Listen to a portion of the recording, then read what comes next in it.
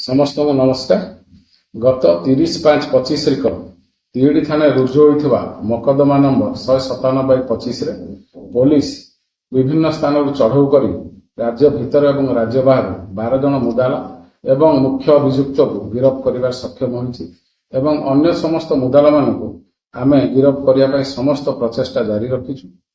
एतद व्यतीत माननीय मुख्यमंत्री उक्त मृतकों परिवार को 10 लाख टंकार सहायता राशि घोषणा करछन्ति एवं परिवार मध्यरु जनकु नियुक्ति देवाई घोषणा करछन्ति। ता व्यतीत पुलिस विभाग को माननीय मुख्यमंत्री निर्देश देइछन्ति जेपरि समस्त मुदाला जी भी एथरे इनवॉल्व अछन्ति समस्त जोठी ना भी था समस्त गिरफ्त करा जिवो। यही परिप्रेक्षी मु समस्त भद्रकवासी अनुरोध करुच्ची शांति श्रृंखला बजाय रखा सहित पुलिस एवं प्रशासन को सहायता करते।